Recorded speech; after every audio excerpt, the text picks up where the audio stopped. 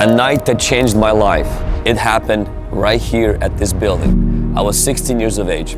Now, let's go in the car. I'm gonna take you to another place and tell you all about it.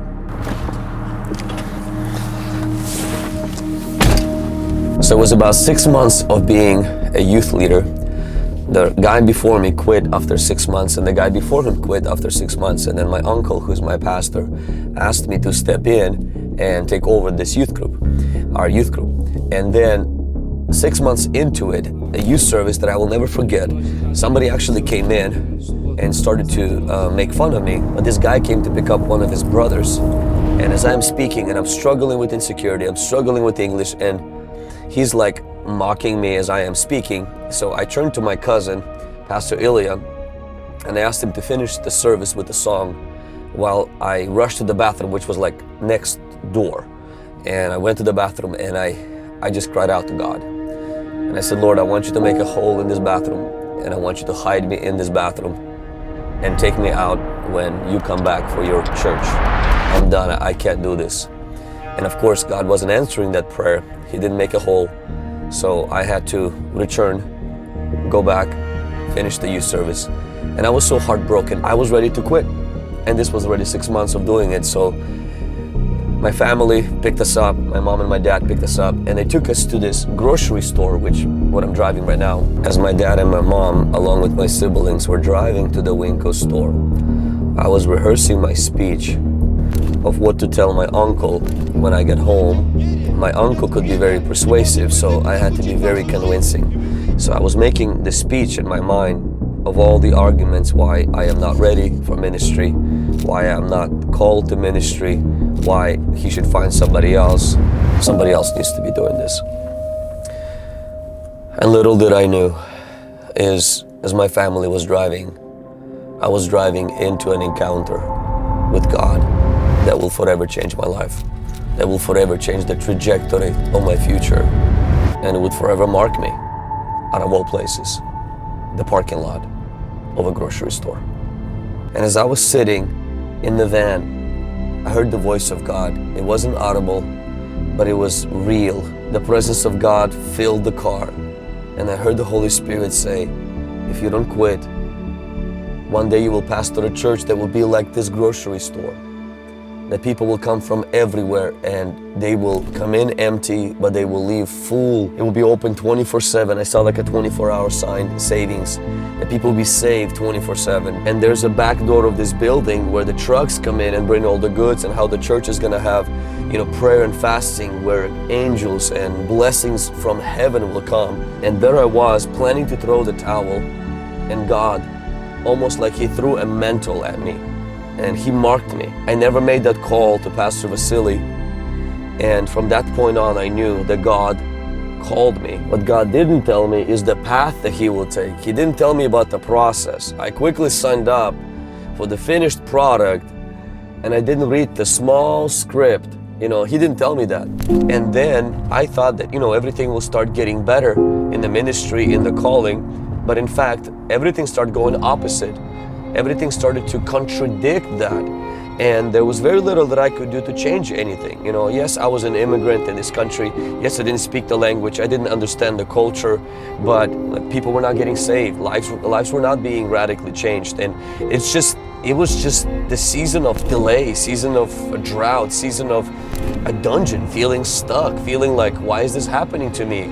He takes us into the seasons like Joseph, backwardness. It seems like, what is happening to my life? He takes us into those seasons not to destroy us, not to punish us, but to develop us, to prune us, and to prepare us. And when His work is accomplished, then what takes place is something dies in us. And sometimes we feel like the dream dies. Sometimes we feel like, man, the calling died. No. The calling of God cannot die. It may lay dormant, but it doesn't die. The seed doesn't die.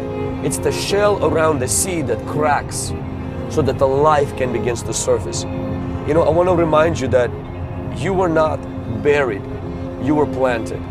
God is not pulling you backwards because He's taking you backwards. It's because He's preparing to release you forward. In those seasons, 2 decades, I would say, of my life, there was that development, there was that darkness, there was that drought, there was that nothingness, hiddenness, obscurity. And in those seasons, it felt like everything was dead. It felt like everything was gone. Whatever the promise that happened in the parking lot, the reality of it was completely opposite. But see, the God who gave the promise is the God who watches over the promise. And something happened to me in this process that was life-changing. Something happened to me in this process that I believe you have to arrive at as well, no matter where you're at in your season with God. Because that is the key to release the life and the calling that God has in your life. This was the place where most of mine, as well as Hungry Jen's development happened. I like to call this place a womb. You know, when you get conceived in the womb, you're in the darkness, you're in a challenging situation, but that's where a lot of growth happens, a lot of very important growth happens. And then when you come out of the womb, it's not that you stop growing, but your growth is very different. It becomes a lot more visible and it's a lot more faster. And in this growth, a lot of the development took place. It happened in obscurity, it happened in behind the scenes, it happened in the darkness, really, in the emptiness of things that were happening. Today I am turning 40 years of age, and I want to bless your life with something that is dear to me, a message that I've been carrying, a message I've been living called Developed in the Dark, which I put into a book form, Developed in the Dark. It's available on Amazon, on my store, that you can pre-order. It will also be available as a free copy. My desire is to take you on the journey that God's been taking you and helping you to navigate those seasons of your life where it feels like God is not doing anything in your life, yet He promised so much. How to make sense of those seasons. I believe that this book will help you. As God worked in me through that, He will help you to understand what He is doing in your life. Now let's get back to the thing that I believe is the most important thing that happens in your spiritual development. When you are in your teenage years, you're trying to discover who you are. When you hit your 20s, you're going into survival. You're trying to survive. When you hit your 30s, you're trying to be successful. And the Lord took me through this process of that development where He helped me to know who I am as well as know who I am not. Helped me to survive certain dry, difficult seasons. But a big pivotal moment that started to take place for me was in my 30s when He redefined my success. What does it mean to be successful? Because I thought when I got that calling on the parking lot of Winco that the success is leading a large church, you know, maybe writing a book, getting married, having children. And the Lord started to break that definition of success. And I really believe that this is where death happens.